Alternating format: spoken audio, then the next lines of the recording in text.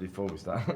This very creepy guy just stopped in and told me I had to give you this. Oh, well, thank you very much. Yeah. Do you want me to open it now? Or Well, you can open it now, wait? or you can wait till we're done. But Let's wait till we're done. I think you need to do it on the camera. I will make sure I do it on the camera. Yeah, all right, cool. Okay, Let's talk first. Let's talk first. Because that might spook you out. I guess to start, you've written before, you've done some shorts before. Yeah. This is the first time you've ventured into directing a feature film. What about, I guess, this project, which you had your hands in everything? I mean, this is your baby, writing, starring, producing, directing. What about this project was the one that made you want to jump off and say, let me try my hand at this other thing? I love this kind of genre. I'm a big Hitchcock fan and thriller fan. My taste as an actor is very varied. But when I wrote this script with the intention of playing this sort of overbearing, misunderstood character of Gordo, I realized with my sights set on directing at some point that this was a good first project because it was contained. As a first-time director, you don't get a massive budget to play with, but it felt like the right size of cast and locations, and the production it was something that I could dive into, and something that I could play a character in and direct because I wasn't the star of the movie. Well, we don't get a lot of movies like this anymore. Very kind of low to mid budget, psychological, suspenseful. A lot of it is either very small or very big. Yeah. What was kind of, I guess, the process of going through and getting this film made? Because once again, Hollywood isn't at this point really pushing movies like this. And then when they come around and they are very good, the public really does seem to embrace them.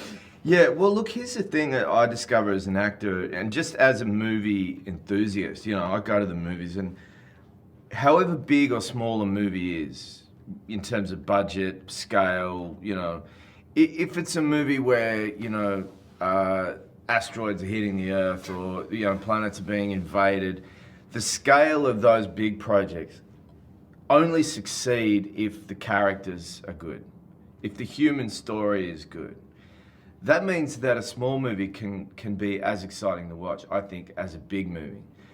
Because essentially what you're dealing with is human dynamics and the way people affect each other. And in this case, the way people, resolve bad blood and kind of have that kind of conflict with each other. Well, let me get into that, because you brought it up, is the fact that we do have a lot of time to get to know these characters. A very slow burn. A lot of movies would just rush into the action, rush into what's happening, rush into the evil or good sides of these characters. These are not good or bad characters. They're gray. It's gray on top of gray on top of gray. Even the people you think are good, gray. The people you think are bad, gray. Yeah, absolutely. I think that if you walk around the street and if people were painted the color that, in terms of those black and white moral issues, for lack of a better word or phrase, is I think everybody's grey. If you put your public and your private side together and mix them, we like to say that we're good people, but we also do bad things. You bring up the thriller genre, but there's some beats that are clearly horror, and there are a few scare tactics that are kind of thrown in, which are, I'll pay you a compliment, very brilliant. Because the timing on them is what the setup and the payoff play extraordinarily well. And what it does is it also helps create this level of discomfort that just sits with the audience. It's when you're staying at your grandmother's house and you got to time it perfectly when you're hiding behind the door and your grandma comes in and you got to jump out at the right time and hope that you don't scare her too much that she has a heart attack. I think you learn those things in life about how to scare one another and why something is going to be scary. As you say in our movie, we scare the hell out of the audience on a few occasions, and it's designed to be part of that thriller genre, but it comes out of psychology of the characters. And I think, again, as per my reference to asteroid hitting the Earth movies, like, it's only going to be scary and valid if we're invested in character. So I think the great thing about this movie is it's very relatable. It's a situation that could happen to any one of us. The thing about here is that the movie is a test of everyone's moral compass, because everything that happens in the film is also justifiable.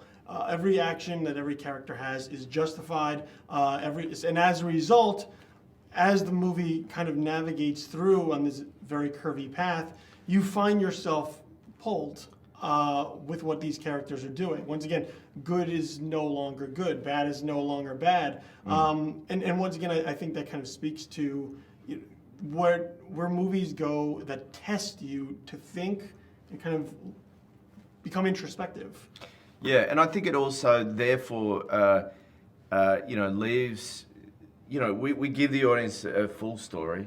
They get everything they need to know to dive in and take away this sort of, this great story, and then leave, hopefully, as you say, at least having some sort of rumination about themselves, their partners, because one of the big things this film is saying too is like, who are the people that we think we know really well?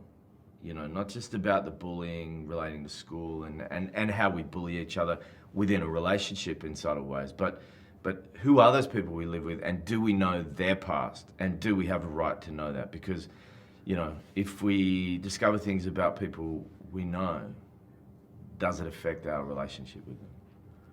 Yeah. All right, man. Cool. I guess let's... you got to open this, I yeah. will open this. Of course, I want to make sure I... See, the thing about Gordo is he sort of knows a lot about you.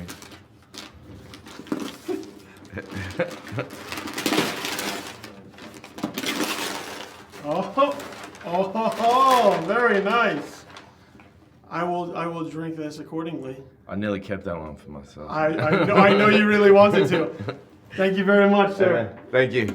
Thank you, guys. Cheers.